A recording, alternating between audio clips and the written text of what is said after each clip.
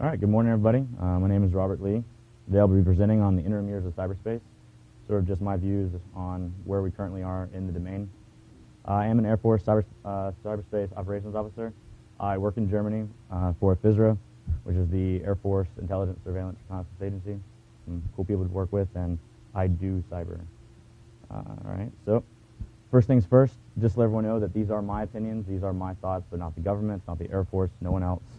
So if anyone has any issues with them, feel free to email me. I love good intellectual debates, but again, not representative of the government. All right, so these are the takeaways that I want to give everyone today. I really want to focus on lessons learned from air power and some of the things that they picked up when they went through the interim years of air power, aspects of the interim years of cyber, so to talk about how I define it and some of the aspects that I believe encompass the domain currently, the need for civilian and military partnership for really tackling advanced threats, things that you can't just create signatures for, and the seriousness of what the future holds beyond just the security budget or CISO meetings. So, jump right in. We'll get into the lessons learned from air power. So the interim years of air power were really this time when, between World War I and World War II, where air power really came into its own. This is the time of advocates and pioneers and air shows and technological developments that really secured the air domain. It allowed us to win the air domain. That's what I sort of feel how we are currently in cyber, but if you'll notice, some of the things that are going on at air shows are very similar to those technological conferences that we go to. I think that we're a little bit off on our approach. If you remember air shows, they were cheap, they were free, they were inspiring. Kids go to air shows, they see these technological developments, they get inspired, they look up, they go, man, I want to fly that, or I want to build that, or I want to have some part in this domain. I think that we're currently missing out on that in terms of cyber. Conferences are great, including this one. They appeal to different people, different companies, whatever, but we have very expensive conferences, very expensive training, very expensive developments in the domain that's not available to everyone. And I feel that that's part of where we're failing as a domain. We need to really have affordable solutions for everyone to take part. And we need the advocates and pioneers to go out there, whether it's civilian or military, people that are really going to embody the domain like Billy Mitchell and Hugh Trenchard and Julio Duhay, talk about cyberspace doctrine and aspects that we just currently don't have. We don't have tenets of cyber power. Well, it's hard to lead a war or to talk about cyber capabilities without having doctrine and tenets. Now, this is a phrase that was coined in 1932 in the British Parliament. The bomber always gets through. That's sort of how I view cyber right now. You never hear of the attack that doesn't get through. You hear about the attacks constantly getting through. The bomber always gets through. This is something the defense industry is currently faced with. We always have attacks that succeed. Now, attacks obviously sometimes fail, but the bomber eventually will always break through whatever defenses happen. And it's the idea of fighting through that attack, trying to recover, trying to have an incident response plan, trying to move past this. But it isn't where we need to keep the domain. We need to start talking about solutions outside this. If you looked at this term, you also had people like Billy Mitchell that came out and said, you know what, bombers aren't the only way. We need attack aircraft. We need intelligence and surveillance aircraft. We need other approaches to this little box and idea that we have. And that's really what allowed us to expand the air domain and, again, quote unquote, win it. So that's something I feel that we should be focusing more on, is different ideas instead of just firewalls and solutions that we hear. A good talk going on downstairs, the BYOD.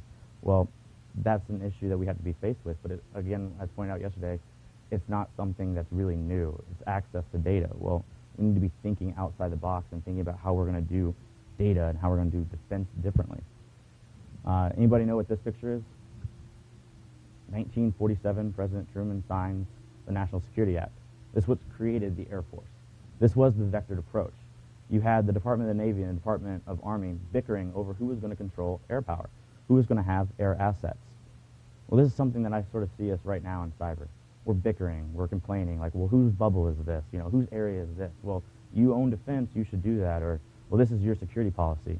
In the military, we have a little bit of bickering on who's really going to own cyber.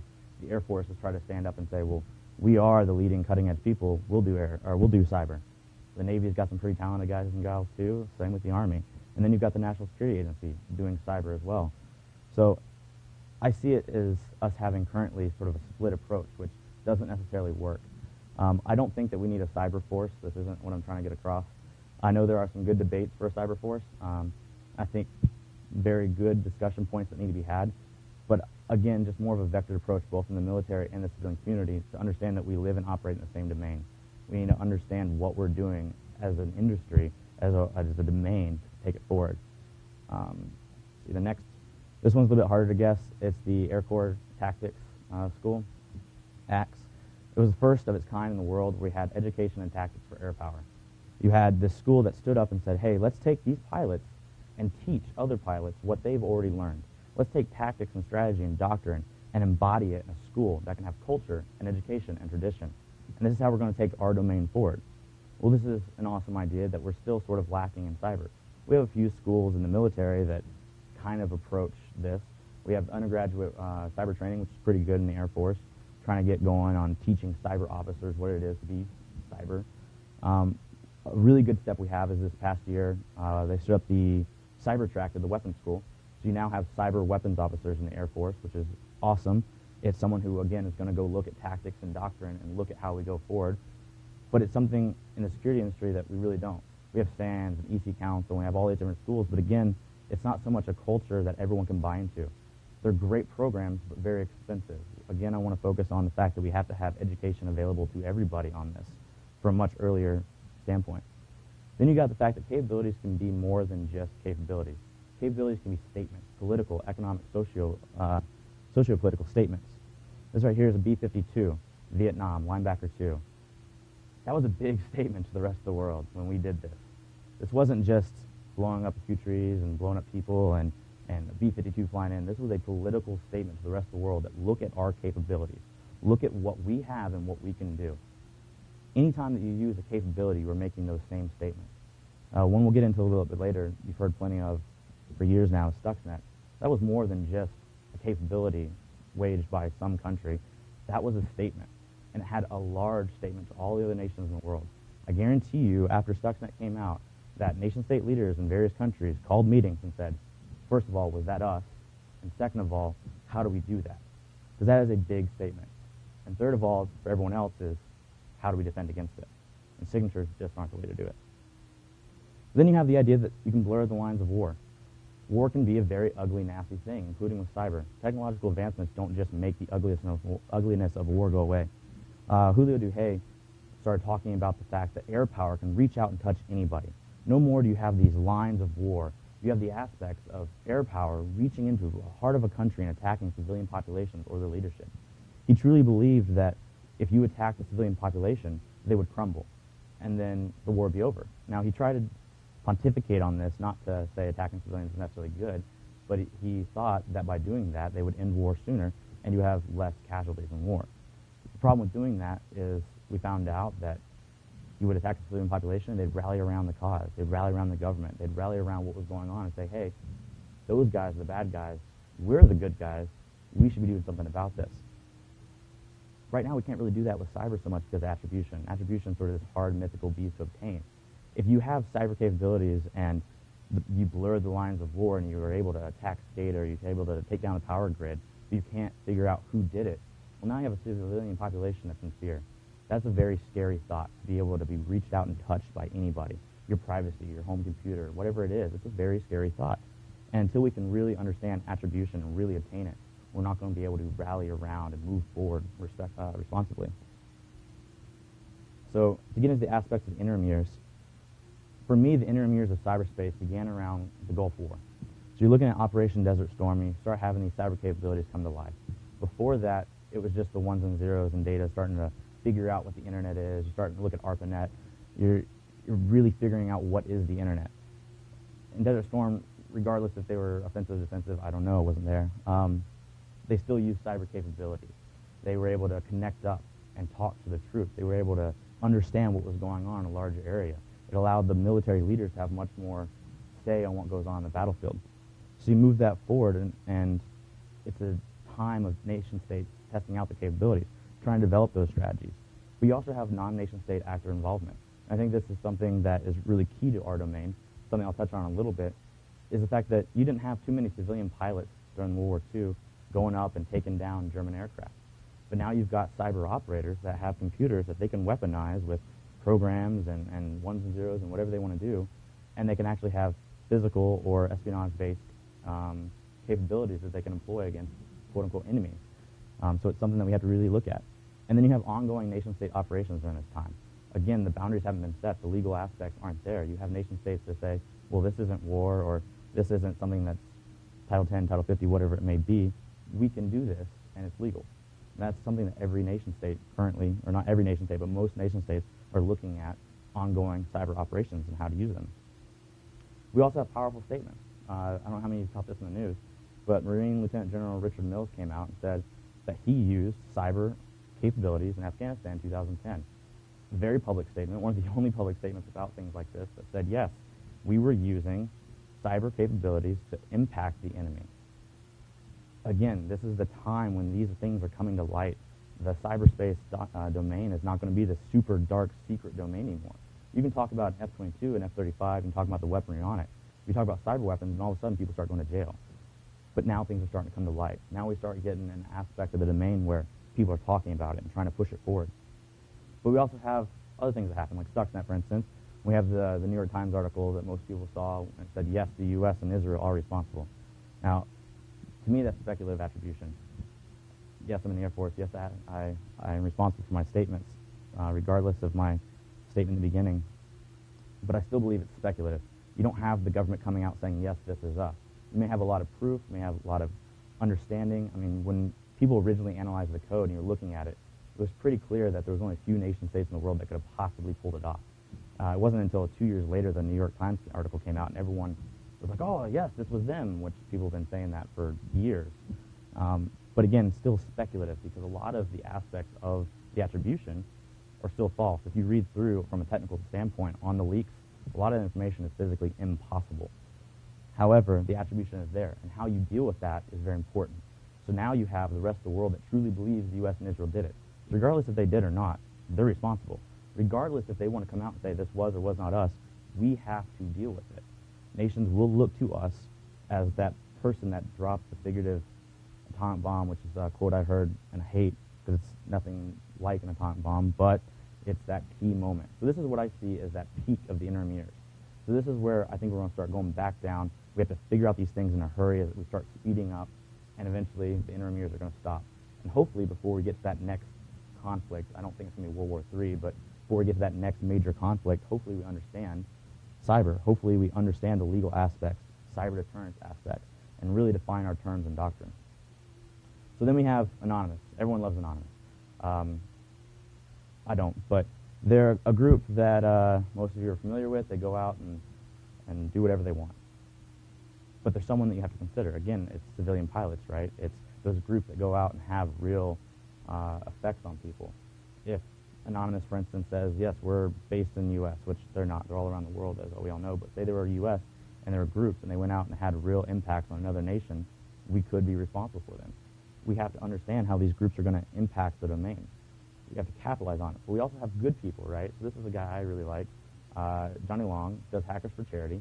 He says, hey, I've got a set of skills. I like this. I'm talented. I'm going to go make a difference. So he raises money and takes his skills, and he works in Africa. And he tries to teach people and give them access to IT and internet facilities and say, hey, go out and learn, and I'm going to make your quality of life just that much better. So you've got these independent actors. You've got the Jester. Most people know about the Jester. He's a hacktivist for good. I don't typically advocate for people to go out and do their own things. I think that's going out against Al-Qaeda, going out against terrorist organizations, doing cyber operations on your own can be a very scary thing. It's something that everyone should take seriously if you ever considered it, because there's real life consequences to it. The Jester, really good guy, lives in fear. He understands that people want to kill him. So even though he does great things in my mind, and he's pro-military and supports Wounded Warrior Project, and I like what he does, I still empathize with the fact that as a cyber operator acting outside of the military, there's real consequences. And sometimes you can have consequences of messing up an operation. If the U.S. military is currently monitoring forums and they're getting real intelligence capabilities out of that, and someone goes in and takes down the forum thinking they've done a good job, well, now they've just ruined an operation. So, again, I like this guy. I think he's, or gal, haven't met him or her, but I like the person. But again, is that understanding that Everyone can be an operator, but how you do it has to be well defined. And we have to figure out as a domain how we're going to handle these type of things, how we're going to handle cyber militias. But there's also just groups of intellectual people like this, Operation O&A.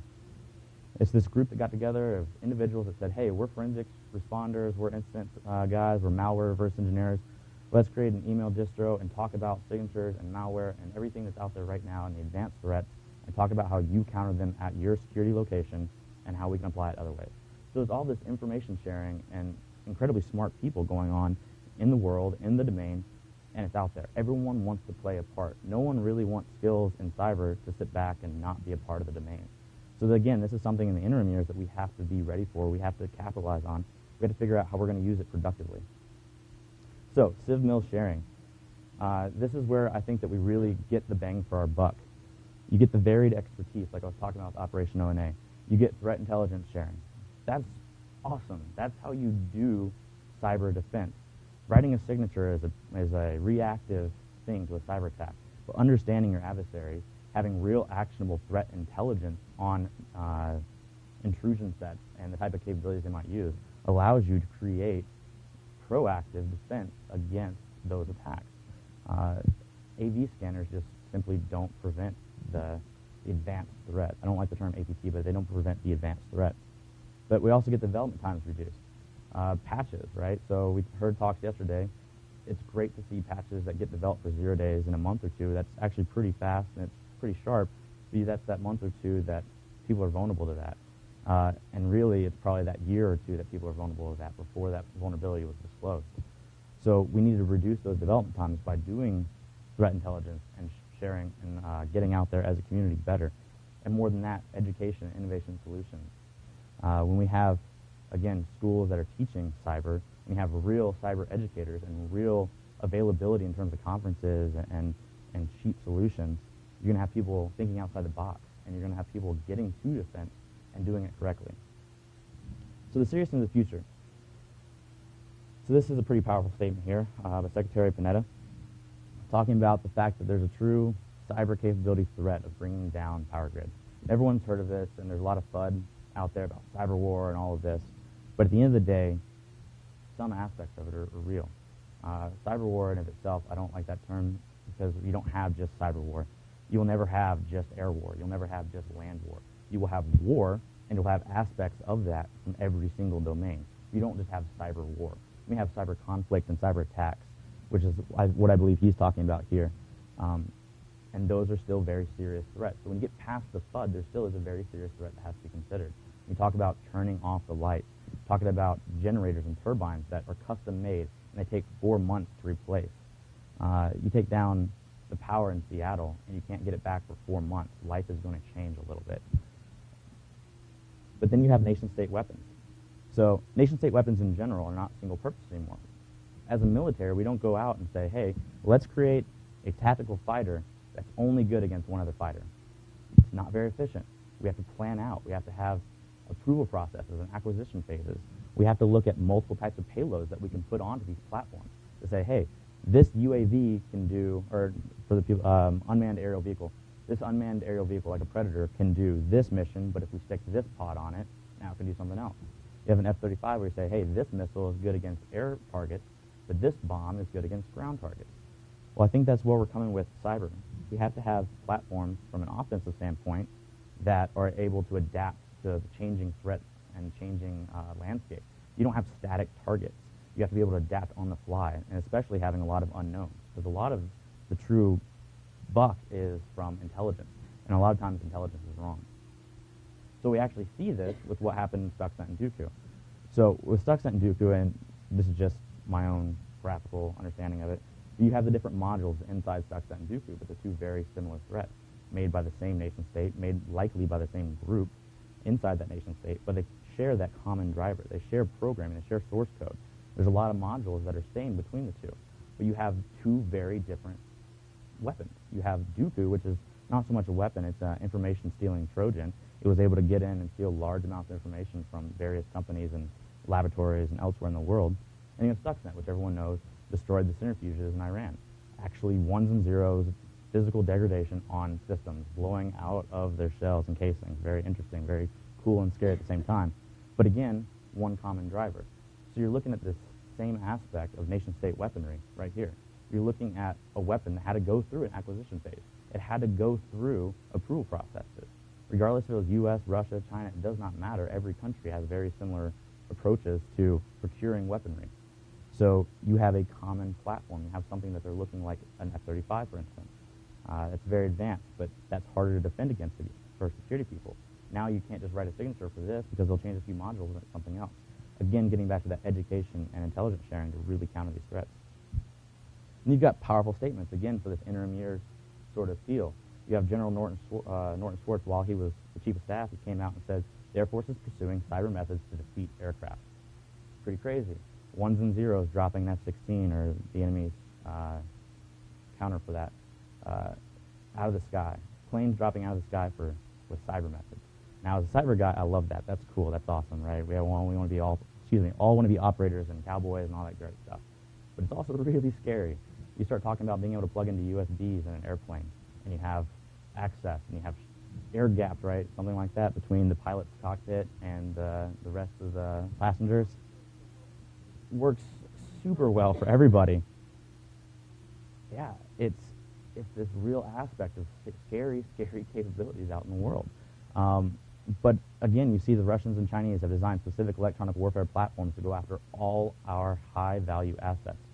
We have a lot of high-value assets as a military that are pretty nifty, and we don't want them being countered. That's the Deputy Secretary of Defense, Ashton Carter. You've got people like the Chief of Staff and the Secretary of Defense and the Deputy Secretary coming out and making these statements. They're not doing it to sell a product. They're not doing the FUD game.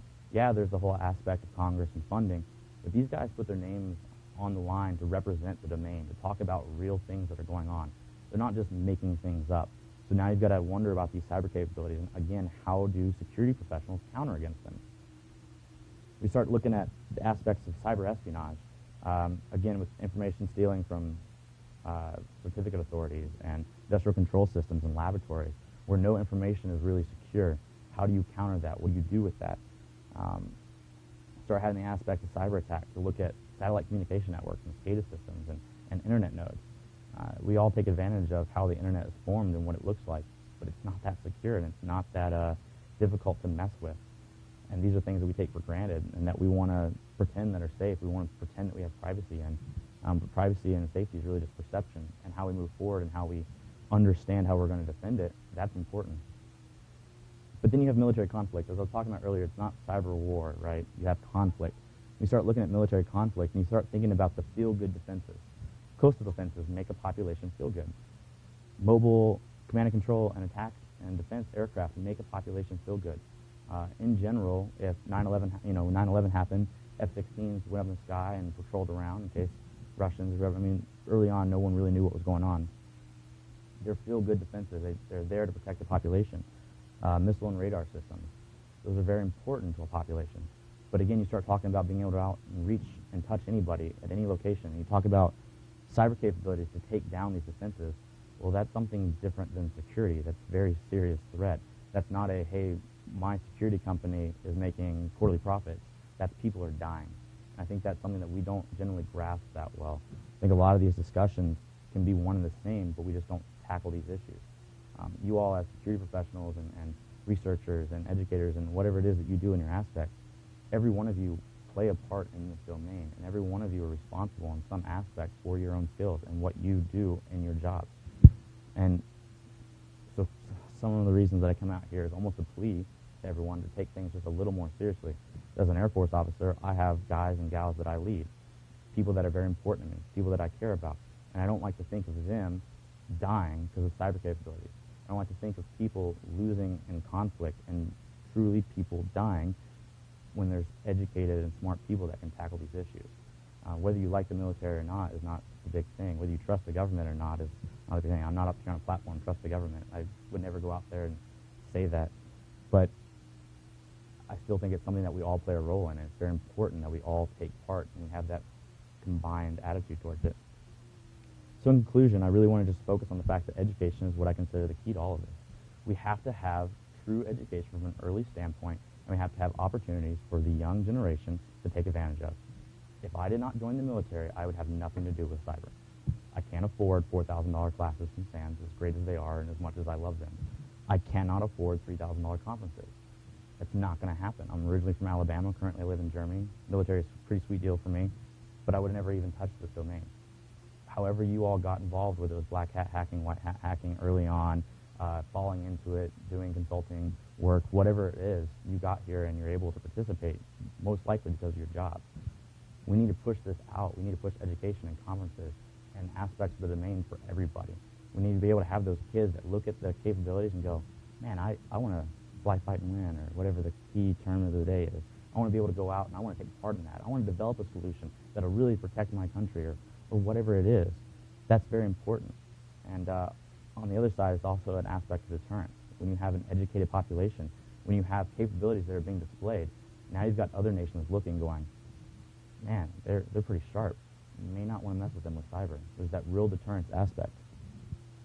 To me, security and privacy is another big thing that I always stomp on.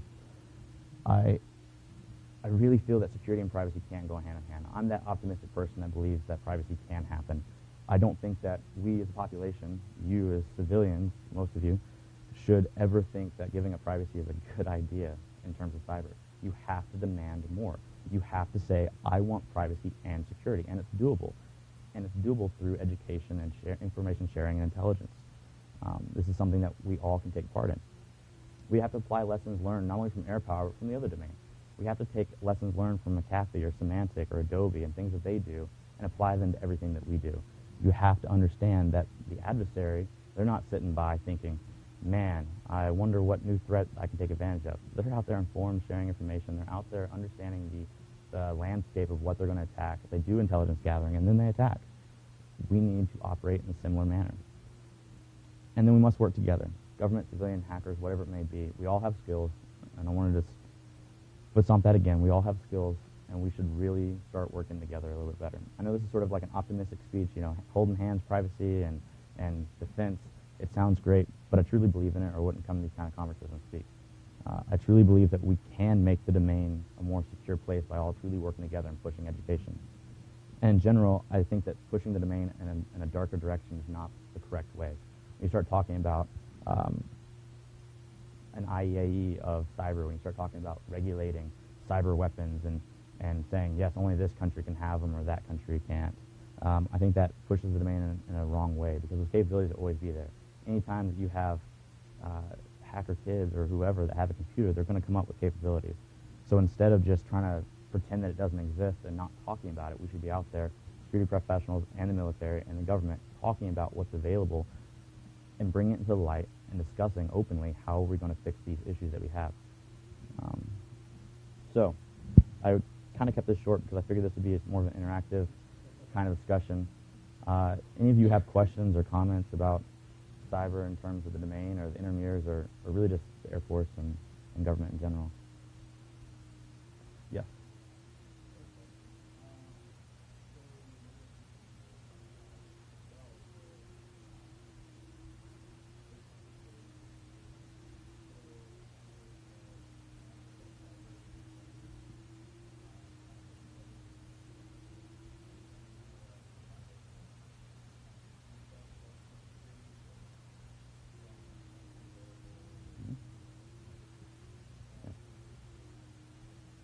Right.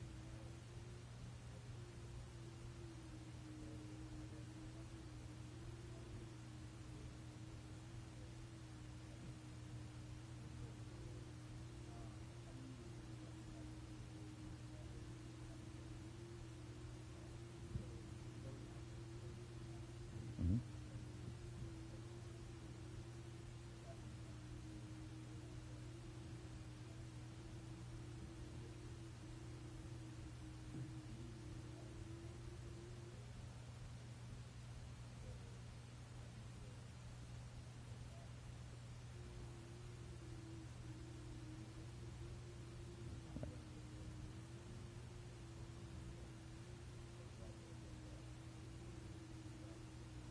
Mm-hmm.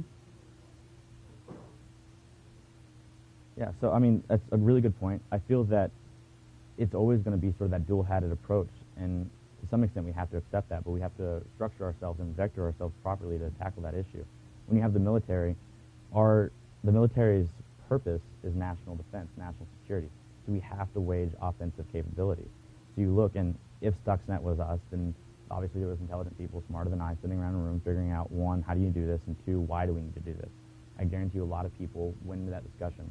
No one wakes up in the morning and goes, how do we screw things up today? Like, it just doesn't happen. People generally have ideas and they want to take them forward. So when you start looking at those capabilities making statements, they will always make statements on behalf of the military. They will always make those statements about offense. But to your point, there are a lot of resources like NIST that we have to take advantage of in terms of defensive standards. And it's not just with government programs. Again, it's with everybody. A lot of the programming I picked up was through OpenCourseWare. MIT does classes for free online, Code Academy, or YouTube videos. Any tool you ever wanted to think about using, you can do a YouTube video on it, you can watch it and learn it. A lot of that information is not out there, but you can learn things for free. And I think that we really, again, all have to pitch in with saying, hey, I may not like this government organization, but you know what? I've got an idea about how they can do it better. I guess I'll contribute. That's one thing I usually tell people. If you hate the government, then jump on board and try to change it. You know, try to do something. You can't sit there and criticize and not have a solution. I mean, that's the most anti-productive thing possible, is just say, you suck. I don't know why, but you suck. That's not a good approach. So when you look at these organizations, again, that are putting out these documents on security and putting out understandings of here's how you can do security, I feel that it's very important for everyone to take part, to look at those documents, to critique them, to say, hey, you're pretty good on most of this, but here's how I would do this differently, and this is why it's important. Again, sort of that huggy-feely, all of us can do this together kind of aspect, but to an extent we have to. I can tell you that, not in my government role, but just in theorizing how I would attack, say, a SCADA plant, I would go after the low-hanging fruit, and I would do information reconnaissance. I would say, hey, I'm going to get in this local power plant that's not that well secured and maybe not have a lot of access to stuff, but it has documents, it has schematics, it has information that I can gather. I would do information gathering and get ready for an attack, and then I would do it against a larger target. There's no reason that we aren't tackling that low-hanging fruit too. There's no reason that we're not going around saying, hey, all right, well, this company has a lot of access to my data, or this power company has access to the internet and has access to the electricity around the area. How do I make it better? How do I contribute? Everything doesn't have to be done for dollars and cents. It can be done for the aspect of getting things done and actually securing the domain. Any more questions? Yes?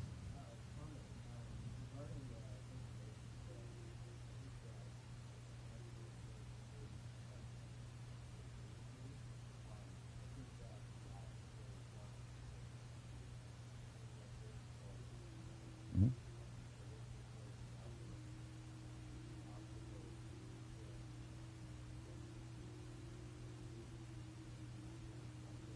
Mm-hmm.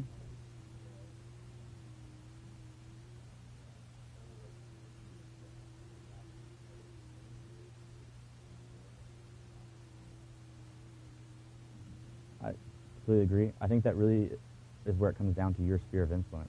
I think you have to get out and wherever it is that your sphere of influence is and make it better.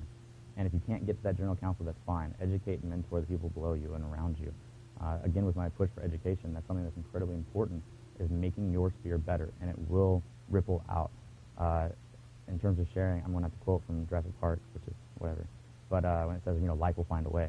Well, information sharing will find a way if you're an advocate about it. If you say, man, I really want to get this information out there, and it's not illegal to do so, you will find threat emailing lists and people that are intelligent personnel that are sharing and understanding these ideas. And that general counsel person or whoever it is at above, hopefully they either get on board or get out of the way. And if it doesn't happen, which you're all security professionals, you know it doesn't necessarily happen. Sometimes the best guy and gal don't get picked for the job. You still have to find a way to influence your sphere and make it better.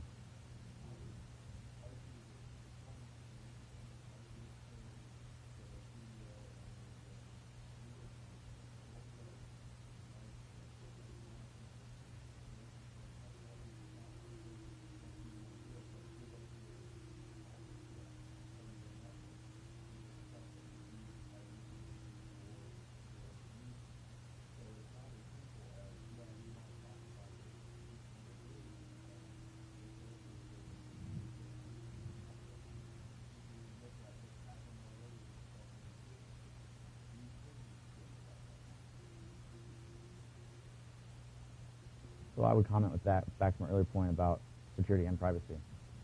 Exactly what you're talking about. You have to demand both. You can't demand one. You can't say, you know what, here's all the access to my networks, and I guess I'll be secure now. You can't do that. It's not a win-win solution. But at the same time, you can't sit there and go, well, unless I get 100% of my way, I'm not budging. Because that doesn't work from a government standpoint either.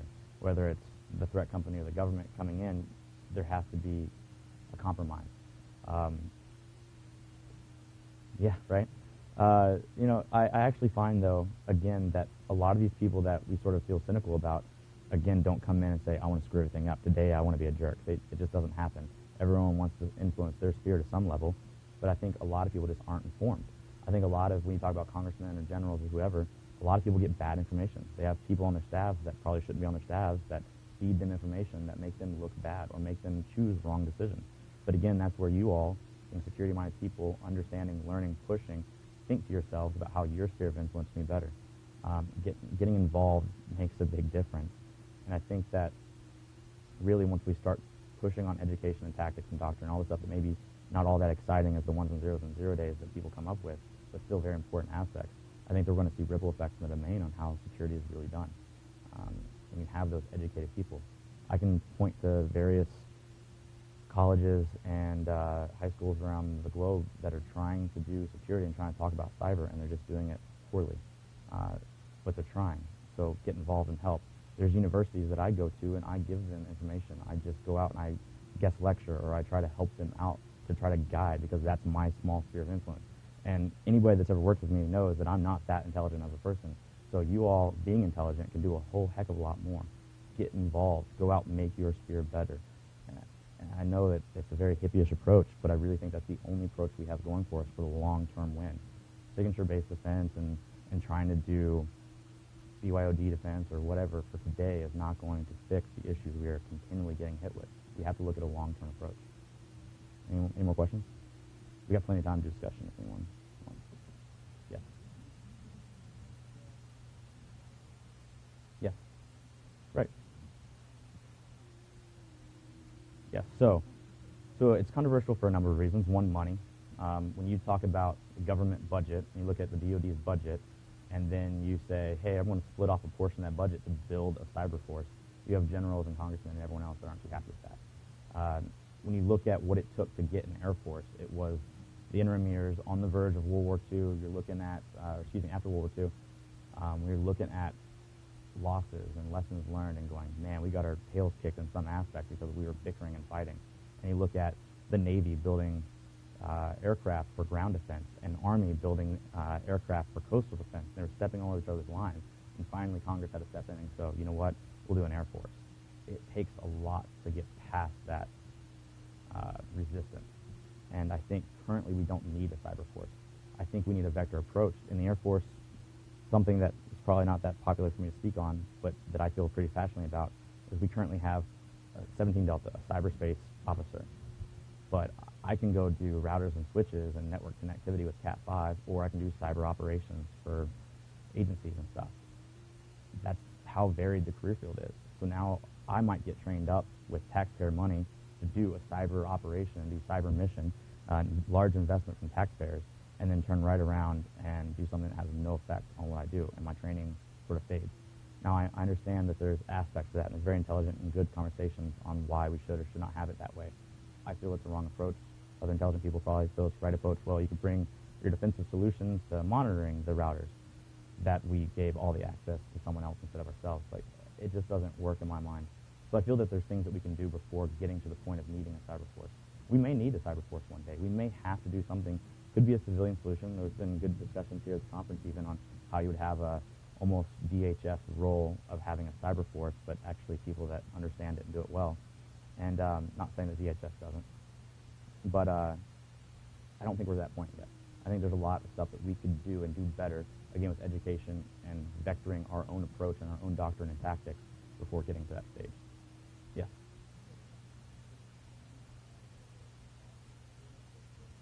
Right.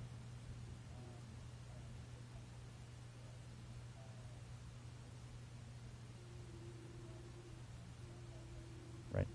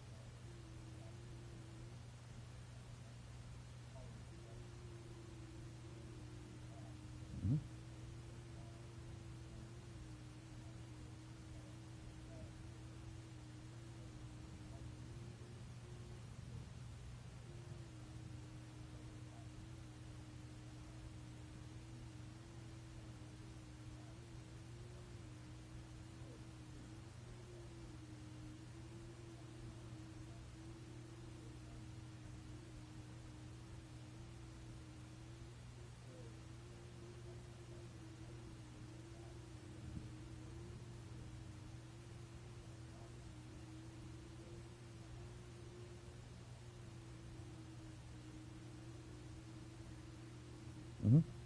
So I agree, it's very tempting, the whole black hat side of things to get information. As a person that can figure out how to, strip a password from documents or whatever, it's very tempting to pirate, you know, classes that I want to take. I don't, because it's a moral decision. Um, of course, I would say that's the answer anyways, but I really don't. Um, but it's very tempting for people, especially people that have a little bit of understanding about how to do it. I don't advocate that, obviously, but to your point, we have to make sure that we allow education to be available. So going back to these conference ideas, imagine a conference where you would have free entry and you would have all sorts of displays, and people could be recruiting as well, so it could be sponsored maybe by those personnel. And you have kids of all ages and adults and whoever coming in and looking at real cyber stuff, not talks like this. So a lot of stuff like that, but now think about things that are sponsored and helped by the government. Start thinking about the government coming out and saying, hey, here's a cyber capability that we haven't weaponized and that we're not going to use, but look at it, play around with it. You have a guy in uniform talking to kids and showing them on a laptop how to do something pretty neat. Like, that'd be a powerful statement. Um, I, yeah, so he showed up at DEF CON and pretty, exactly, so, right.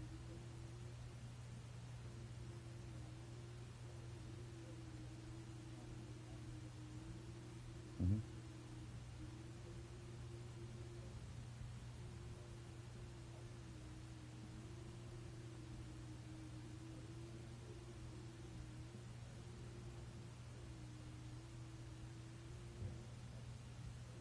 Hmm.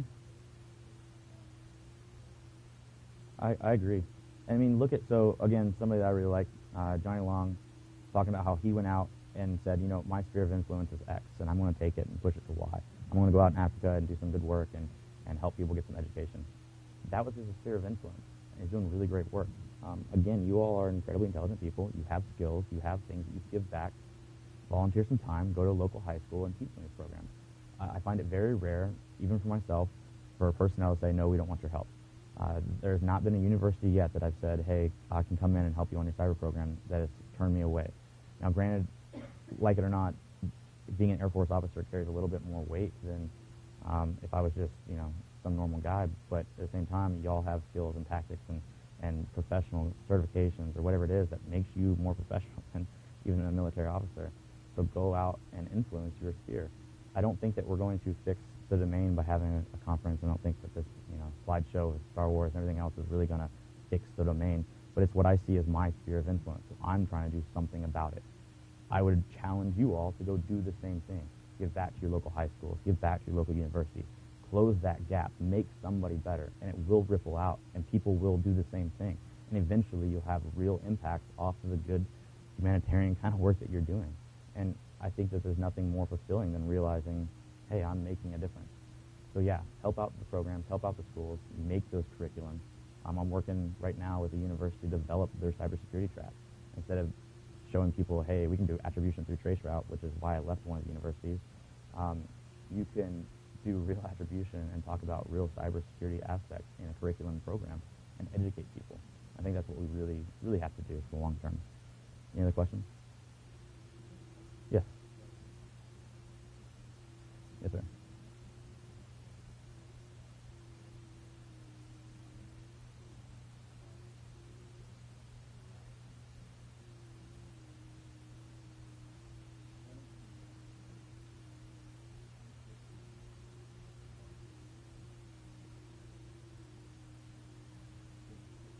Yes. Yes, there is.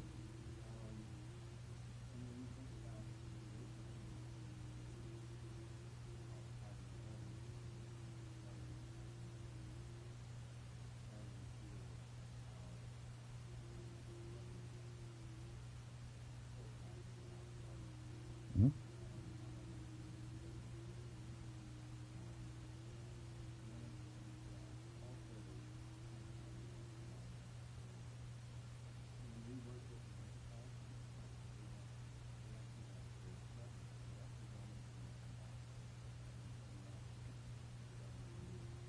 Mm-hmm. Right.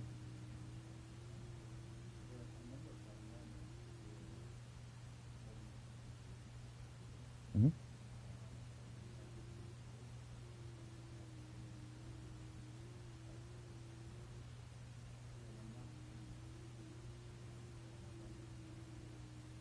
So in terms of the high-level stuff, in terms of like Congress and what needs to be done there, obviously there's certain legislation that has to happen. We have to define terms. We have to figure out what it is we're going to call cyber weapons, what it is we're going to call actionable threat intelligence, and how you're going to share it. That has to be done. The term cyber, I love the term cyber. So obviously I like the term cyber, being a cyber officer, but no, but we should kill some other words and like cyber war. Anyways, back to your point though, I feel that there's really a way for us to do it when it comes to legislation. It has to come from that area. But again, talking about sphere of influence and trying to tie it back, those people are only good as the information they get. They're intelligent people. They deserve to get in their position, maybe, maybe not. It doesn't matter, they're there. How you influence, how you share that information, how you try to make them a better product is really what it comes down to.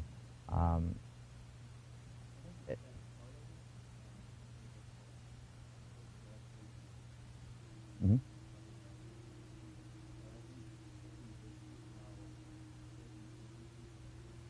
Mm-hmm. Well, I agree, and I think that hits on some points made about the cyber force. Like, is the military the right role for this? The whole cyber aspect. Is it against our nature to go out and do some of the things that are required? You know, what lines is it crossing when now it's inside our borders? You know, what about outside borders? You know, all those different aspects. And I think, again, talking back to the vectored approach, that's something that we really have to take a sharp look at. Is, are we the right people? And if we are, let's figure it out. And if not, get out of the way. But I really truly believe that in the day, if we take that vectored approach and we start pushing through those walls, that's where we're going to win. So the agencies that don't like to communicate, or people that don't want to share information, usually you'll find people in the middle range or maybe a little bit higher range that are pushing back because they don't understand things. And it has to be that new generation educating and pushing out, and when I say new generation, I include everyone in this room. It's not talking like 20-something years old. Just our generation of people doing cyber have to push through those borders and say, no, we're going to share. We're going to create this network. This is how it happens. And I think there's an overclassification of data when you start looking at actionable threat intelligence. I was fortunate enough to get a chance to talk to General Lord, who is the Air Force's lead cyber guy. He's in charge of all the cyber aspects. And he agreed that there's an overclassification of data. He said, don't you think that it's a little odd that some things are TS and some things are S and some things are unclassified, and there's no real measuring stick on why that's TS and that's secret. Some people claim there is, and you can look at the reports, and yeah, this is how we classify things, but a lot of things are overclassified. We go, oh, that's shiny, bam, classified.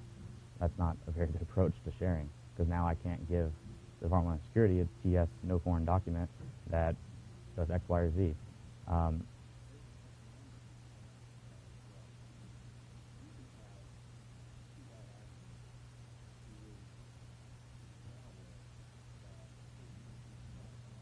Mm-hmm.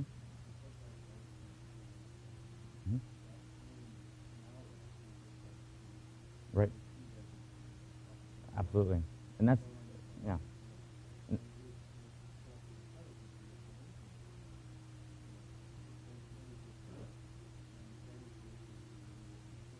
Mm-hmm. Absolutely.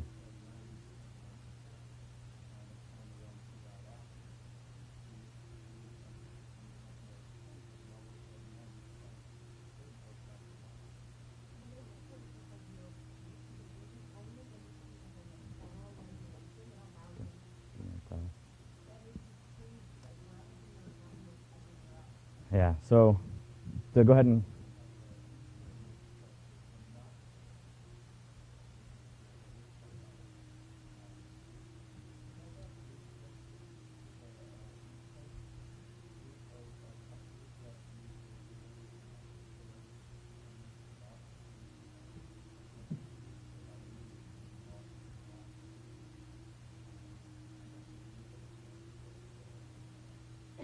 well, we are out of time, so I just want to go ahead and close it out and say, first of all, thank you for coming. And second of all, if you could take anything away from it, please know that this is what I consider the interim years. It has to happen now. Defense is not going to get easier. So please go out and try to influence your sphere and educate those around you. Try to do something positive, because it's the only way we're going to win in the long run. Thank you.